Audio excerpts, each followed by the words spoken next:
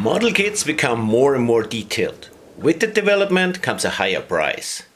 So I asked myself, can I make a $10 kit look halfway decent?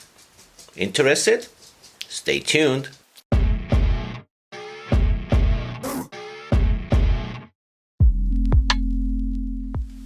Hello YouTubians and fellow hobbyists. Well, I'm hoping you're all doing extraordinary fine and you will enjoy the content of this episode.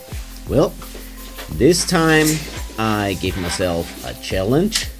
It was the $10 challenge. I bought this and actually a couple more of the same thing for $10 each. And I thought, well, what can I do with a kit that's like cheap? Is it any good? Can I do anything without it? Because you guys know I love to scratch build stuff. So therefore I thought that might be a nice challenge. I assume there's a lot of scratch building necessary to make that kit look good.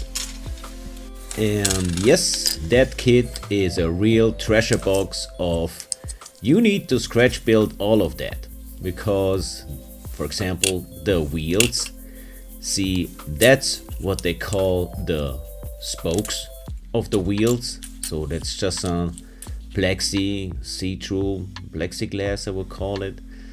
And of course I cannot leave it that way. That's why I took some rims that I had already, made a silicone mold and of course some resin copies, and adjusted the wheels that were in the kit so everything was fitting together.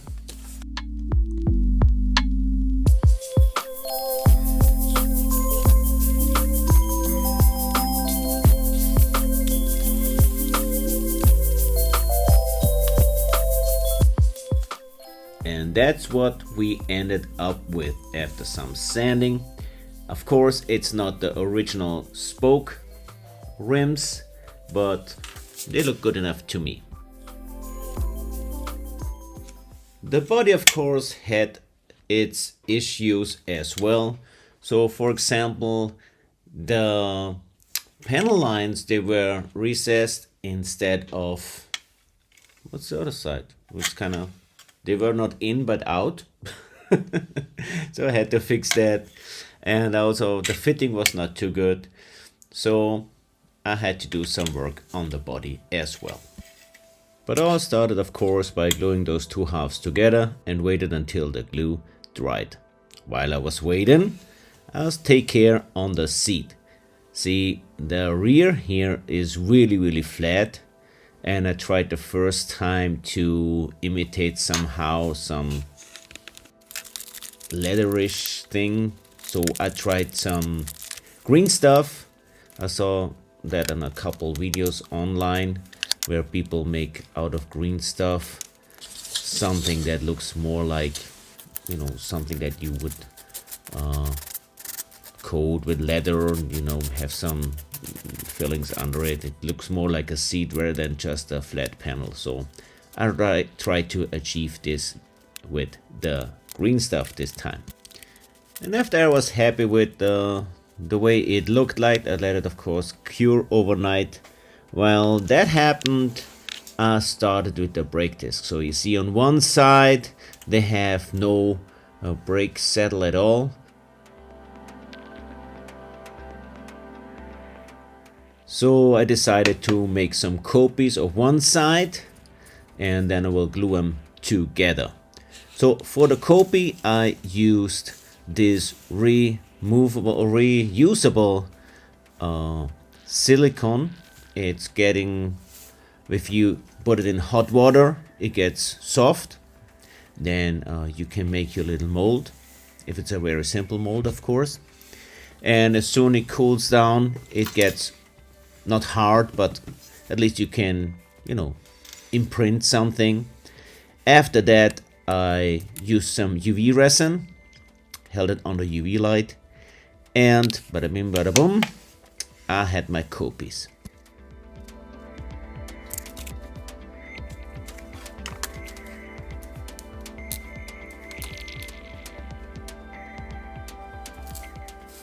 I sanded of course away what I don't need it and ended up with 2 brake shoes, which I just glued on with super glue of course.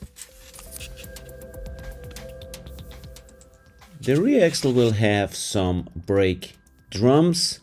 Of course they had in the old days some cooling ribs, so I made that with different size of discs, which I cut out of styrene and then simply just sandwiched them together. The body halves were now dry enough to sand it down. That's what the next thing that I actually did, just to figure what all needed to be worked on.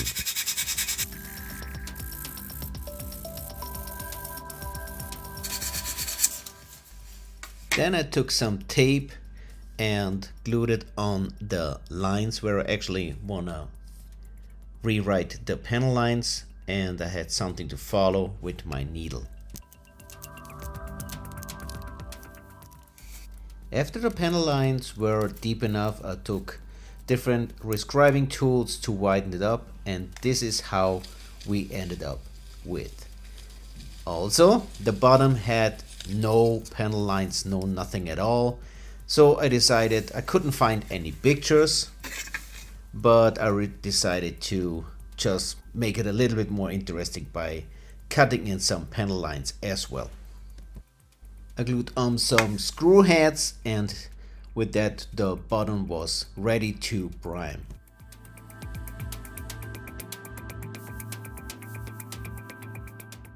This is how the front grille actually should look like.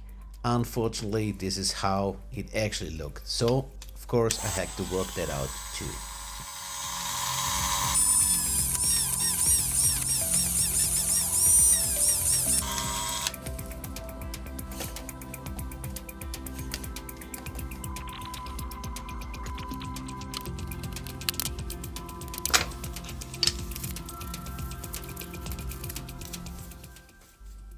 Next, I simply took aluminum mesh and just glued it in from the rear. The leaf springs on the rear end just were very simplified, so I made from scratch some new ones. Also very simplified was the engine and the engine compartment, so I did a lot of work there as well. Starting it with looking at some reference pictures and building one by one until I was happy with the result.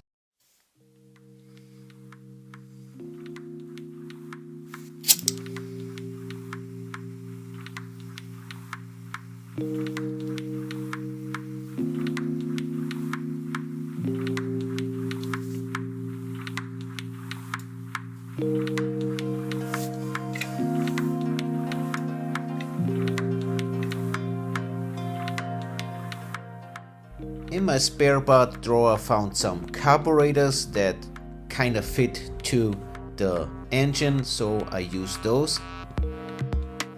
And I scratch built this ignition coil.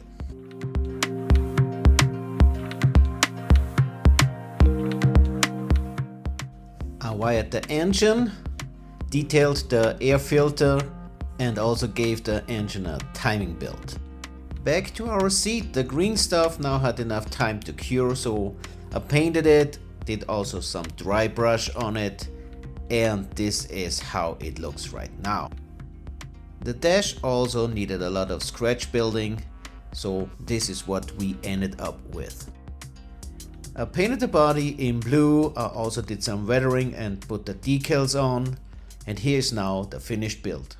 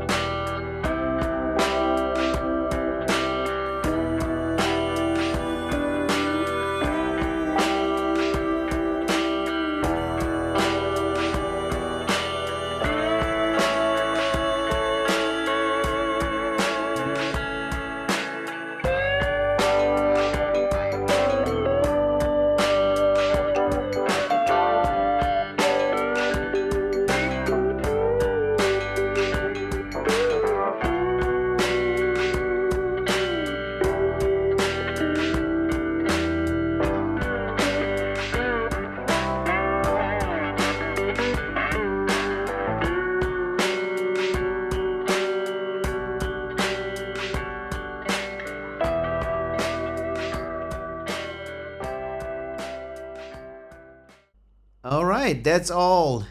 Was it worth it, the $10 challenge? Well, it was definitely worth it. It was probably in the end more than $10 if you put in all the extra parts and the styrene that you use. But it was a lot of fun. I love scratch building, and it was a fantastic challenge. So I would do it, and I will do it again. I have a couple of them now. All right, so that's all for now. Have a lot of fun with all the projects that's on your benches. See you soon. Bye all.